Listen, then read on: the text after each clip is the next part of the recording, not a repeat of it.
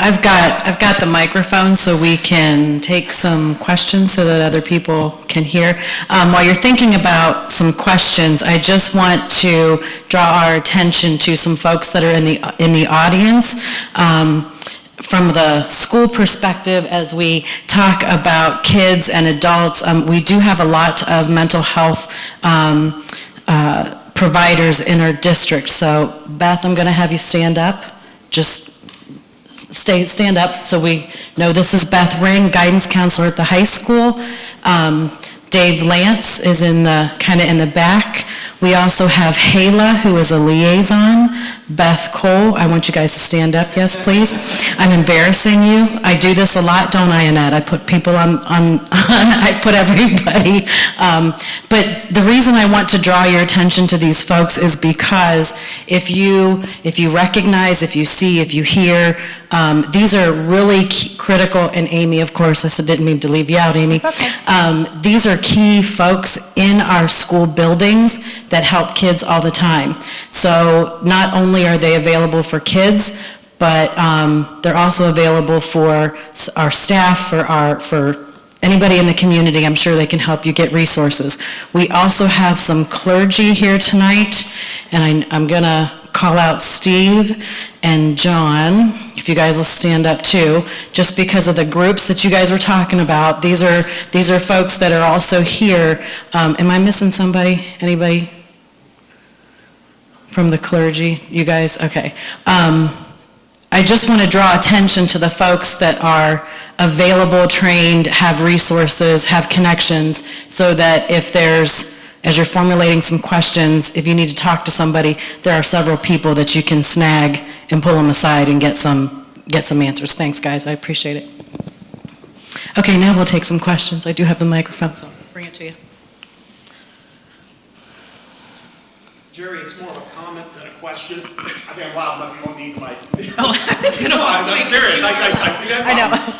On your first slide on the P on QPR, I take issue with what was on the slide. It said, suicide is not the problem, or is not the solution. Well, if you want to bring it up, we'll get. Which one is this one? Not this one. Not this. It was that one. I'm sorry. The second line. Suicide is not the problem, only the solution. No, the suicide is not the solution. Suicide is a perceived solution to a perceived insoluble problem. To me, I have a problem with that. I have a family member who's a suicide survivor who thought it was the solution. They learned it wasn't. Yeah. And we are so grateful. Mm-hmm. But to say suicide is only the solution is saying something wrong. It's not a solution.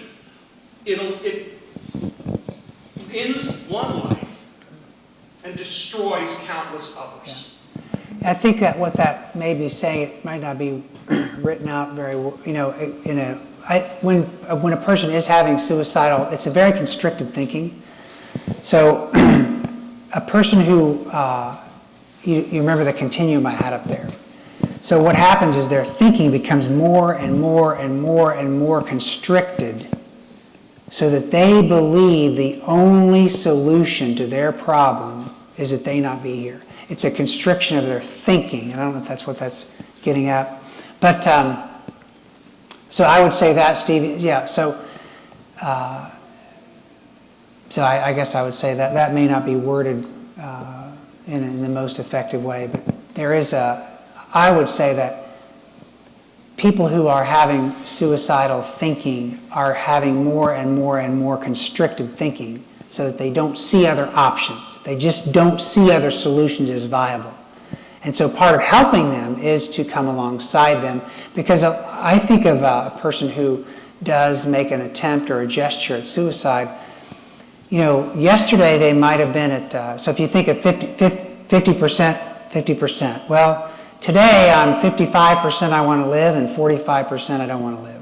Well, tomorrow, maybe I had a bad night and maybe that changes again. So you're catching, so they wake up tomorrow and it's 55, I don't want to be here in 45, So their thinking becomes more constricted, and we just have to realize that and help encourage them at problem solving, seeing the bigger picture. And sometimes it's hard for them because their thinking is so constricted, we have to come alongside them and show them that there's a bigger, they have family, they have people that love them, that their passing would be traumatic for people. They matter. Even if they aren't happy, even if they're depressed, they matter to us. We would rather have you here and depressed than not have you here at all. And I think for the person who maybe is feeling suicidal, they may feel like it's the only solution to their unsolvable problem. But I think, like you said, when they get on the other side of it, they recognize that it was solvable and that there were other solutions to the problem. We have a question over here on the side. Yeah. Mm-hmm.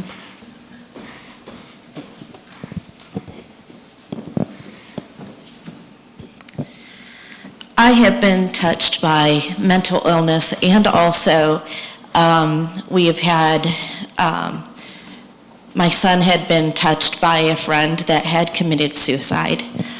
So how can we as a community help with this stigma of mental illness and suicide? Because there is so much things that these kids are either they're viewing, whether it's video games, what have you.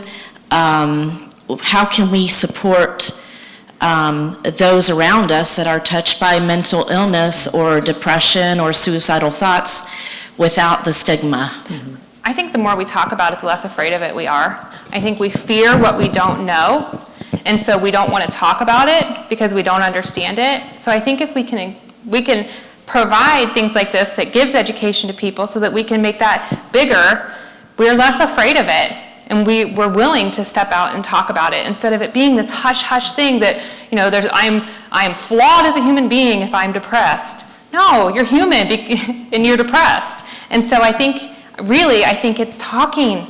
It's building those relationships back so that we don't have so many broken relationships. Right. I think as an individual, look at your circle. Mm-hmm. Who's in your circle? You could talk about it with your circle. You could, and then your circle may grow. You know, so we all have people in our lives, and some of them may be more on the fringe of our lives. But I think listening, sharing, and saying, we all get discouraged. Life is very difficult, and acknowledging that, and that we all are going to go through times when we're very, very sad and we're discouraged, and we just need someone to come alongside of us. So I think as a community, if through your the Redbird, through the school, through your community organizations like Rotary and Lions and Kiwanis and churches and other groups, Girl Scouts, all those groups really surrounding people and not being afraid to say, hey, how are you today? Are you struggling? And just making it, so I think it's an awareness piece and a conversation piece. And I don't know, my Chromebook is, maybe I should just unplug this thing. Let me just unhook it, there we go. So I don't know if that answers your question, but I think it starts with us. It starts with us looking at our circle and taking a step to encourage those people around us that we know are discouraged, our neighbors, tweeting and Facebook is nice, but what about walking across the yard to talk to your neighbor? Those kinds of things. And I think talking to our kids about it and helping them, because that's really who the kids are talking to, is they're talking to each other and they're trying to figure this stuff out. And so I think for us, modeling that for the children that we come in contact with, whether it's your own kids or the kids around you, I think it's just modeling that, we're going to be okay, but we've got to talk about this stuff. Like feelings, as far as communications, if the topic gets to the point where you're talking about feelings, not emailing, not texting, whenever the subject gets emotional or about feelings, it's kind of like that's a clue to go ahead and make that personal connection as far as the phone call or face-to-face conversation type thing. Because then you can just read things so much better. You can respond to what the other person is reacting to, whereas that texting or Right, right. emailing is, Right. you know, yeah. Leaves a lot of room for interpretation when you're not having Right. face-to-face conversation with somebody. And it leads to a lot of brokenness sometimes.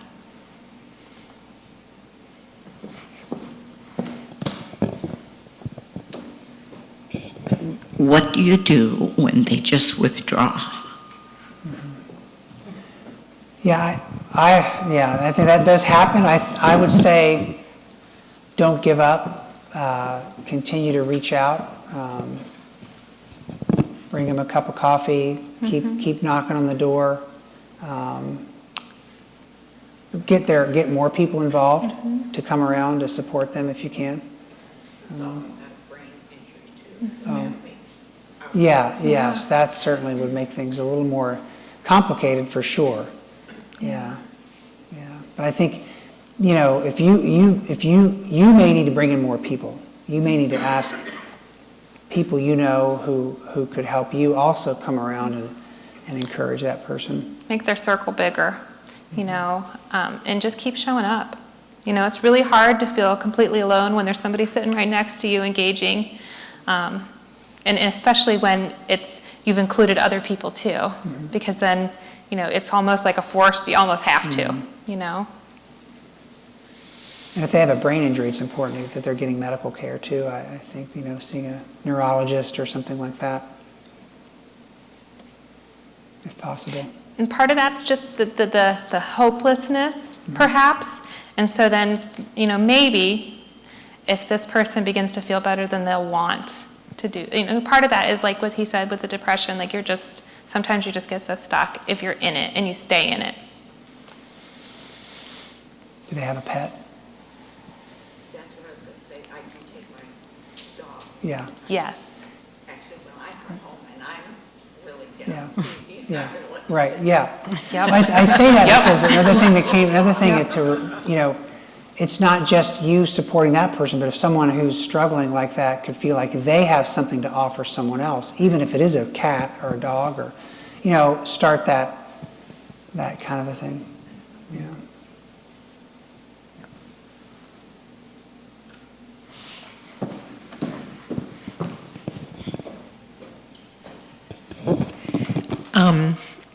I had a conversation not too long ago with someone, and we both know this older lady, and she's been very depressed. She's had health issues. She lost her husband several years ago. She just kind of lost her will. Mm-hmm. And I see her all the time. I talk to her all the time. She has just met this other friend of mine, and the other friend said, well, what are you going to do for Thanksgiving? She goes, oh, go to my daughter's. She goes, well, do you take anything? She said, no. She said, well, if you would take something, what would it be? And she goes, well, I used to always make the pies. She went home that day, made 4 pies. Mm-hmm. Her daughter came over, had to clean up the mess because she had no energy to do that. Yeah, right. But I saw for a week how much that gave to her. Sure.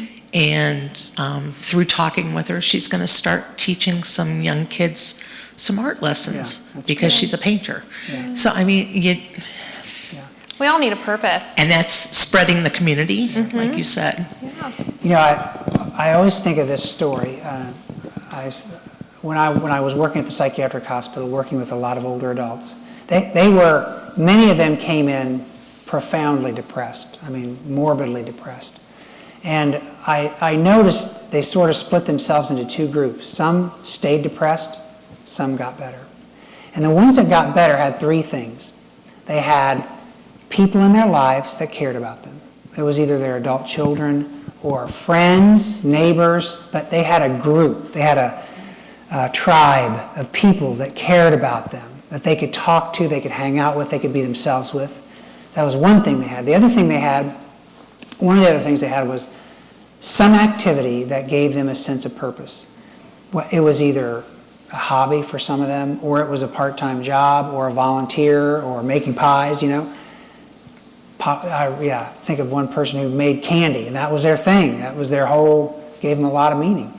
And so they had a tribe, they had meaningful activities. And the other thing they had was what I would say faith or spirituality, and you could say some kind of a connection to the greater good, to the greater purpose in life that helped them answer the question or have a place to go with why does this happen to me, or why did this happen to me? You know, those questions we can never answer.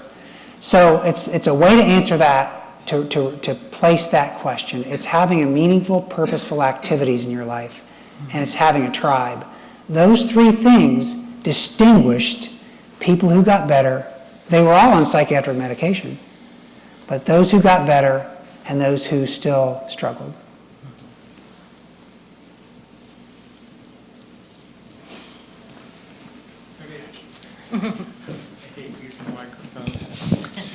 In your statistics there, I mean, did they break that down as, I guess, single people, married people, different age groups? It probably is. If you go to like the Center for Disease Control, they have a lot of statistics, and some of that came from their information, and they probably have it broken down that far. I didn't see it broken down. I'm sure it's broken down by age, gender. I don't know about married versus single. Yeah. That can go probably either way, but Yeah. depending on. But I guess maybe a better question: in your caseloads, is there a predominant group of people that are more prone to being depressed? Maybe that's a better question. Well, I mean, the information that comes out of the health data sets would say women tend to get a little more depressed than men.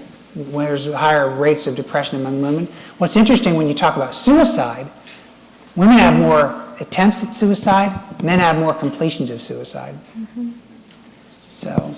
And some of those suicide statistics are even low because not all suicide deaths are even ruled as suicide. Right. So sometimes they're undetermined, and so the numbers are probably a little higher. But I will tell you that I work with children from kindergarten through recently graduated college. The number 2 diagnosis that kids get are anxiety and depression. Those are the biggest ones that we see, at least as far as my caseload goes. I'll come back to this. Broken relationships. Yep. The people that we work with have broken relationships. Yep. Why do you think they consummate broken relationships? Yeah, I Could don't go on know. for a It's long just- time. I'll let Catherine decide who gets to answer next. Ask the next question. Oh, I can. I'm right here.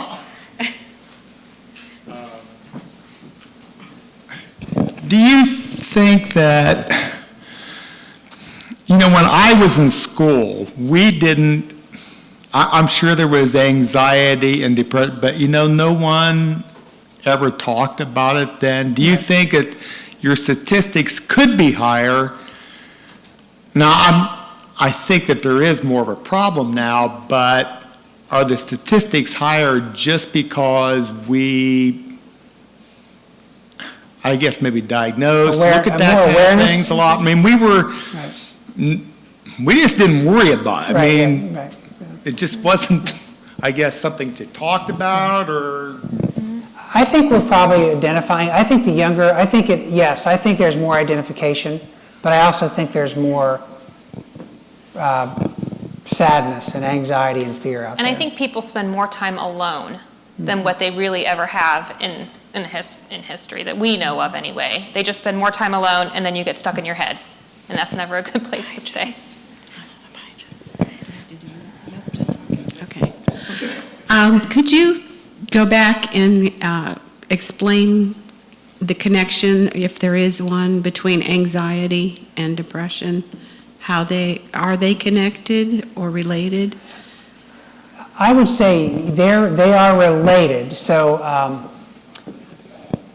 often anxiety can be a component of depression, but when I think of anxiety, it's more worry and fear and what's going to happen, versus depression, which I think of as a sucking all your energy out, where there's just no inertia, it's like a black hole of fatigue and worthlessness and confusion and sitting on a couch not able to do anything versus fretting and worrying. And so there is a difference. There is overlap. There's relation. But I think of anxiety more as worry and fear, and depression as hopelessness and No energy to do anything about guilt it. and, yeah.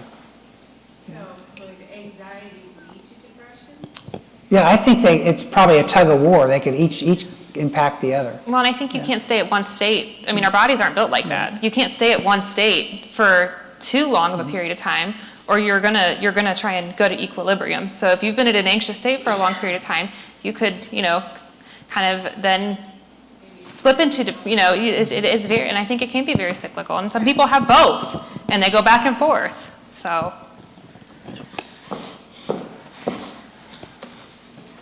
I had heard too that, I had heard by also reading materials and things like that, especially on depression and also mental illness, that typically it doesn't get diagnosed until the kids are going through puberty. And is this true, or can it be detected earlier than that for like early intervention? I think sometimes in children, children can be diagnosed with depression a little differently than adults. And I think one of the symptoms of depression in children is anger. And so then anger and aggression can be seen as other things. And so a lot of times I think because anxiety, depression, trauma, all of those things have a lot of the same criteria for diagnosis. And so I think a lot of times it's just, we're not sure because they're children. A lot of their behaviors are up for, they're observable. So they can't tell us how they're feeling and say, I've been feeling this way for 2 weeks and da-da-da-da-da. We're watching their behavior, and so it's like, I might interpret behavior differently than like Jerry would interpret their behavior. So. But yes, the short answer is yes, you can identify kids at an early age if they're experiencing depression, yes. Do you see that depression is hereditary and is a chemical imbalance real?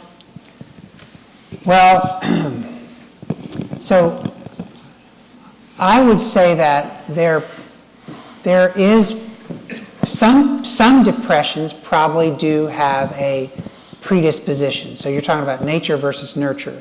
So could you be predisposed to be more likely to be depressed? I would say yes, that's true. But it's also possible that you're coming from a family environment that is also predisposing you to depression if there's violence or dysfunction or broken relationships. So the idea of a chemical imbalance is, antidepressants can help, but they're not the solution. In fact, some antidepressants, they have a black box warning on all of them that say they increase suicidal ideation initially when you take them.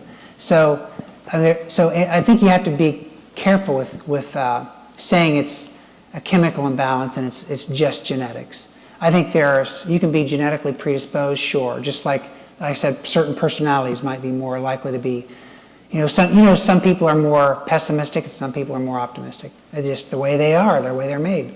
So, and anxiety and depression, there's cortisol, there's adrenaline, there's hormones and chemicals in your body that impact how you feel. That is for sure.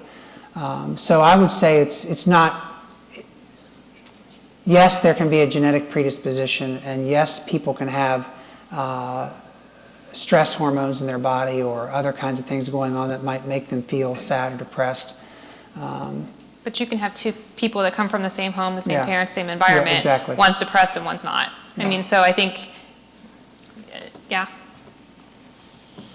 That probably was more confusing of an answer than...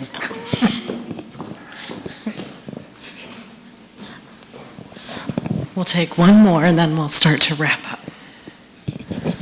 Is depression ever a symptom as opposed to a diagnosis? Is there like, okay, this guy's depressed, but it's because of that? I think of depression as a diagnosis, so I think of all those, 9 symptoms or whatever, and that constitutes depression. Now, depression can go along with other kinds of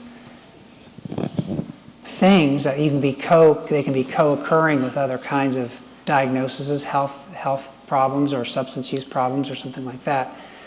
I don't know if that's... I see it as like, this guy's psychotic in some way, he's schizophrenic or whatever. Yeah. You want to call it, does it ever just be more of a side effect of that? You're like, oh, this guy needs some serious. I mean, you can be depressed and not have depression, and you can have other mental health problems and be depressed. Maybe that would be a symptom of it, but you may not be sad and have some right, others, yeah. right. But you can be depressed. Like there's things that happen where you may be depressed about the situation that you're in or has happened without being clinically depressed. Yeah. Having a down mood is part of life. Mm-hmm. I mean, if you have a bad day at work, you probably feel bad. Mm-hmm. Or if somebody you care about passes away, or you lose something, or you're going to feel sad. That's not clinical depression. That's the ups and downs of life. Clinical depression is those kinds of things, all those symptoms lasting for a long time and not being able to shake them. Thanks. Yeah. But I don't know. I guess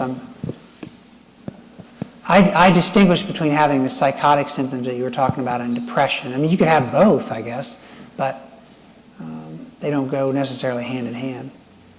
Wouldn't that be like the head injury, the symptom of the head injury would be this depression? Yeah, right. People who have head injuries tend to be, more irritable, more temperamental, sad. Yes, I would say a kind of a darker mood. Yeah, that can be a symptoms that go along with head injury. Yeah. Yes.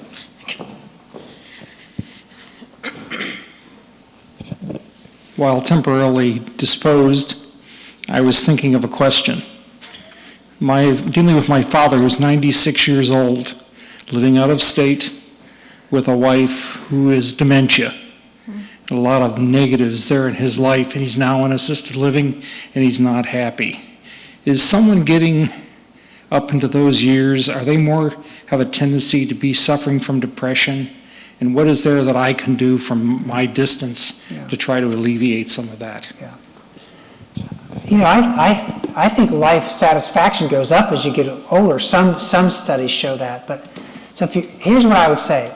I'll go back to my psychiatric hospital days. The people that I worked with, they lost their driver's license because they couldn't drive anymore.